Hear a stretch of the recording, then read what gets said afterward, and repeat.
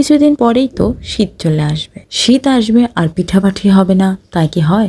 তাই আজকে আমার খুব পছন্দের একটা পিঠাও বুধুয়া পাটিসাপটা পিঠার রেসিপি আপনাদের সাথে শেয়ার করব। পাটিসাপটা পিঠা বানানোর জন্য প্রথমে একটি কড়াইয়ে আটা একদম হালকা বাদামি করে ভেজে নিব।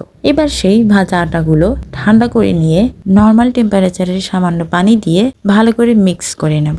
এবার 1.5 লিটার দুধ আমি জাল করে 1 লিটার করে নিয়েছি। এখন এই জাল করা দুধে 2 টুকরো দারুচিনি, 2টো এলাচ এবং স্বাদ মতো নুন দিয়ে দিলাম।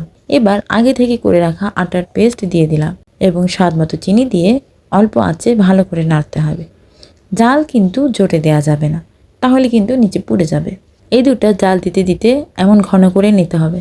দেখতে পাচ্ছেন আমি কিরকম করে নিয়েছি, আপনারও ঠিক এভাবেই ঘন করে নেবে। এবার একটি বাটিতে তুলে ঠান্ডা হতে দেব। ঠান্ডা হওয়ার পর ক্রিমটা একদম সফট ও ক্রিমি হয়ে যাবে। এবার পিঠা বানানোর জন্য একটি বোলে নিজেরা যতটুকু খাবেন সেই মাপে আটা ও স্বাদ মতো নুন ও পানি দিয়ে ভালো করে গুলিয়ে নিতে হবে। ব্যাটারের কনসিস্টেন্সিটা ঠিক এরকম হবে। এবার অন্য একটি পাত্রে 1 চামচ ফুড কালার এবং করে রাখা ব্যাটার থেকে 3 টেবিল চামচ ব্যাটার দিয়ে ভালো করে মিক্স করে নেব। এবার প্যান ভালো করে গরম করে সামান্য তেল ও হালকা লবণ ছিটিয়ে দিব। লবণ দিলে পিঠাটা দেওয়ার পর সহজেই উঠে আসবে, লেগে যাওয়ার সম্ভাবনা থাকবে না। এবার কালার দেওয়া ব্যাটারটা ঠিক এইভাবে প্যানে দিয়ে দেব। এরপর পিঠায়ের ব্যাটারটা দিয়ে ফুল প্যানে ভালো করে ছড়িয়ে নেব।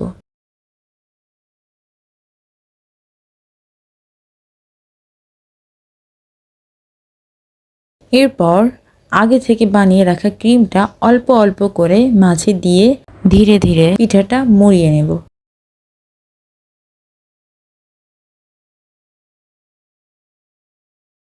আমার সবগুলো পিঠা ভাজা হয়ে গেছে।